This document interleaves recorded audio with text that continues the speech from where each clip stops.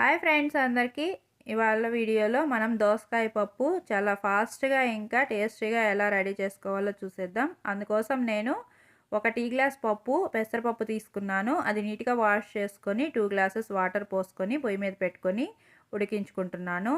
ఇది ఉడికేలోపు ఒక పెద్ద సైజు దోసకాయ అండి, అది పీల్ చేసి నీట్గా ఇలా ముక్కలు కట్ చేసుకొని వేసుకుంటున్నాను. ఒకదాని తర్వాత ఒకటి ఇలా చేసుకునేలోపు పొయ్యి మీద పెట్టేసుకుంటూ ఉంటే అవి ముందుగా హీట్ అయిపోతూ ఉంటాయి కాబట్టి టైం వేస్ట్ కాకుండా ఉంటుంది. మన వీడియోస్ ఫస్ట్ టైం ఎవరైనా చూస్తున్నట్లయితే స్కిప్ చేయకుండా చివరి వరకు చూసి నచ్చితే లైక్ చేయండి. ఇలా నా విధానం ఎవరికైనా నచ్చితే ఖచ్చితంగా కామెంట్ చేయండి. ఇక వీడియోలోకి అయితే వెళ్ళిపోదాము.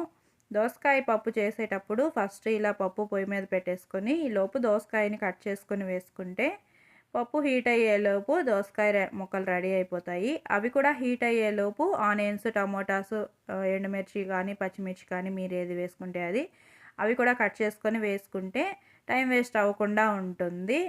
ఇలా కనుక చేసుకుంటే పొద్దున్నే హడావిడి లేకుండా పనులు చేసుకోవచ్చు. చూస్తున్నారు కదా, నేనైతే ఇలాగే చేస్తాను. ఈ ముక్కలన్నీ హీట్ అయ్యేలోపు అవి కట్ చేసుకుంటాను. వీటిలోకి ఇప్పుడు కొంచెం పసుపు వేసి ఉడికించుకుంటాను. తర్వాత దీంట్లోనే కొంచెం ఉప్పు కూడా వేసేస్తానండి. ఉప్పు వేస్తే పప్పు ఉడకదు అని చాలామంది అంటారు, కానీ ఉప్పు వేస్తే పప్పు చాలా ఫాస్ట్గా ఉడికిపోతుంది. దోసకాయ ముక్కలు కూడా త్వరగా ఉడుకుతాయి. వాటర్ అంతా బయటకు వచ్చి నీట్గా ఉడుకుతాయి. పప్పులో వాటర్ తక్కువే పోసుకోవాలండి దోసకాయ పప్పు కోసము. దోసకాయ వాటర్ వెజిటబుల్ కాబట్టి ఎక్కువ వాటర్ వచ్చేస్తుంది.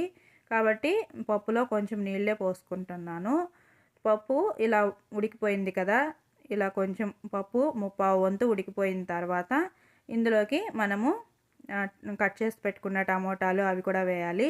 ముందే టమోటాస్ వేసేస్తే పప్పు ఉడకదండి. పప్పు ఉడకంది ఉప్పు పడితే కాదు, పులుసు పడితే ఉడకదు. కాబట్టి టమోటాలు ముందే వేసుకోకూడదు.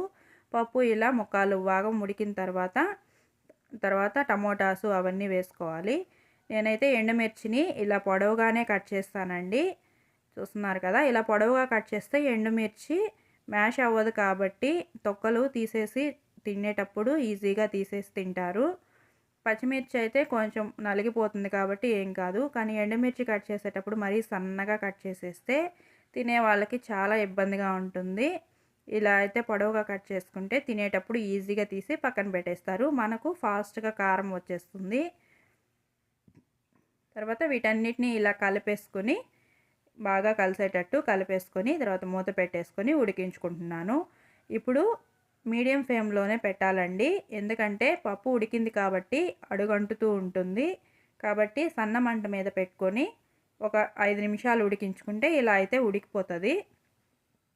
తర్వాత ఇప్పుడు రుచికి సరిపడినంత చింతపండు గుజ్జు అయితే వేసుకుంటున్నాను.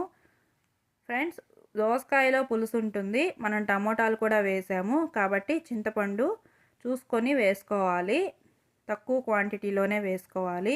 తగ్గితే కావాలంటే మళ్ళీ కాస్తైనా వేసుకోవచ్చు, కానీ ఎక్కువ అయితే పుల్లగా అయిపోతుంది, కర్రీ అస్సలు బాగోదు.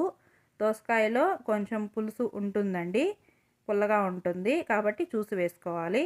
ఒక 5 మినిట్స్ సిమ్లో పెట్టుకొని ఉడికించుకుంటే ఇలా నీట్గా ఉడికిపోతుంది. దోసకాయ, ఆనియన్స్, టమోటాసు అన్నీ ఉడికిపోయిన తర్వాత పప్పు గుత్తితోటి ఇలా కొంచెం మ్యాష్ చేసుకుంటూ ఎనుపుకొని పక్కన పెట్టుకోవాలి. ఇలా మొత్తం మ్యాష్ చేసుకోవాలి.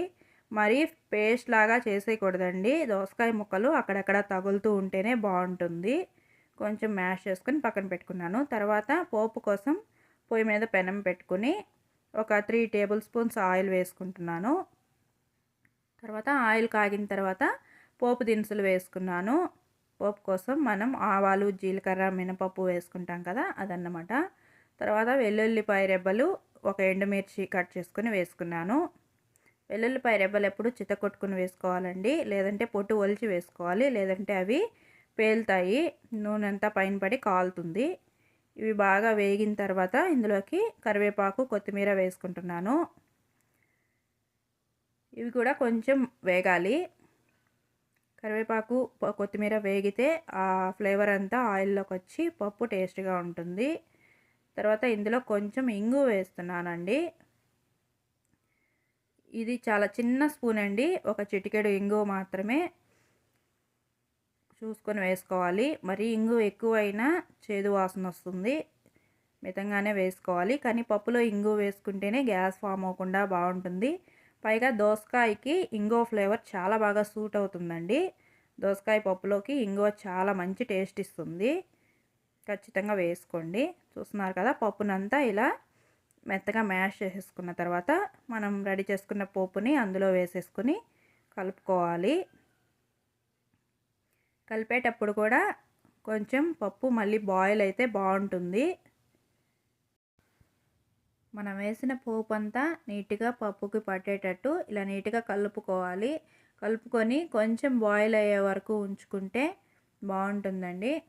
పోపు వేసాక మళ్ళీ కొంచెం బాయిల్ చేసుకుంటేనే బాగుంటుంది. చూస్తున్నారు కదా, ఎండుమిర్చి తొక్కలన్నీ ఇలా తేలిపోతాయి. కావాలంటే మీరు ఈ టైంలో వాటిని తీసి పక్కనైనా వేసేయచ్చు, నీట్గా ఉంటుంది. అందులో ఇంకేమీ ఉండదండి, కారం మొత్తం వచ్చేసి ఉంటుంది కదా, అందుకని తినేటప్పుడు నీట్గా ఉండాలంటే అవి తీసి పక్కనైనా పెట్టేసుకోవచ్చు. ఇలా మొత్తం నీట్గా బాయిల్ చేసేసుకున్న తర్వాత కర్రీ అయితే రెడీ అయిపోయింది. చూస్తున్నారు కదా, ఈ టైంలో మీరు ఉప్పు సరిపోయిందో లేదో టేస్ట్ చూసుకొని కావాలంటే ఇంకొంచెం వేసుకోవచ్చు. అంతేనండి. కర్రీ నచ్చితే లైక్ చేయండి. మీకు ఎలా అనిపించిందో కామెంట్ చేయండి. సబ్స్క్రైబ్ కూడా చేసుకోండి.